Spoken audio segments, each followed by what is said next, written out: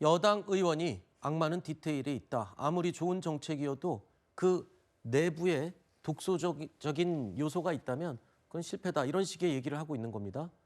지금 현 부동산 정책에 대해서 여당 의원이 한 발언이었죠. 한동훈 대표가 또 어제 SNS에 이런 글을 올렸습니다. 국민에게 남겨주던 돈을 더 걷는 대신에 정부가 예산을 편성해서 각종 지원으로 돌려준다. 그러니까 국민들로부터 세금을 더 거둔 다음에 어디다 쓸지를 정부가 정해서 다시 나눠주겠다는 겁니다. 이거에 대해서 어떻게 해석을 해야 될까요? 조삼모사라고 얘기를 하기도 하던데요. 아니 국민들이 알아서 쓰면 될 걸 세금을 더 거둔 다음에 정부가 지원금으로 다시 돌려주겠다? 그 부분을 지금 한동훈 의원이 지적을 하고 있거든요. 아니, 이제 세금의 이 수위를 정하는 거는 당연히 그 사회가 이제 합의해 가는 것인데 정치적인 어떤 결단에 의해서 어느 정도 합리화를 하겠다라고 하는 이 방침을 가지고 지금 한 겁니다. 그렇기 네. 때문에 저는 이 세금 문제와 관련돼서는 뭐 이거를 싫어하시는 국민들도 계시겠지만 실제로 그 수원이 확보가 되게 되면 실제로 거기에 정해져 있잖아요. 보유세라든가 이런 것들은 어쨌든 지방으로 다 내린다. 지방의 어떤 소멸이라든가 이런 것들에 쓸 수 있도록 되어있다. 세목이라고 하는 항목들이 다 정해져 있기 때문에 그런 측면에서 이해를 하면 될 것 같고 다만 지금 한동훈 의원이 저렇게 이야기를 하는 것은 제가 볼 땐 저건 공격을 위한 공격으로 보여요. 근데 오히려 지금 국민들께서 이야기하는 부분 이런 부분들은 저는 정부가 잘 새겨듣고 이 부분과 관련돼서 보완해야 될 지점들 이런 것들은 좀 면밀히 따져서 네. 보완해야 된다 봅니다. 세금을 거두면 싫어하시는 국민들도 있을 수 있다 했는데 세금 걷어서 좋아하는 국민은 없습니다.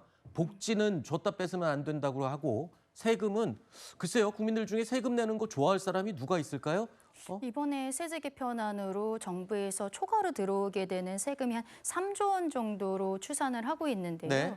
우리가 직관적으로 보더라도 이번 지방선거 직전에 고유가 지원금이라는 것을 나눠줬었죠. 이 고유가 지원금에 대해서 들어갔었던 예산이 4조 8천억 원이었습니다.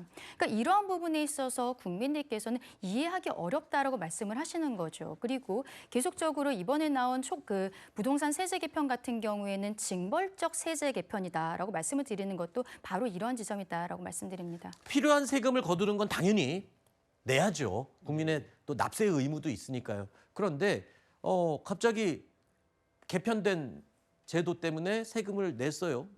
그리고 그걸 이제 정부가 지원금으로 주겠다.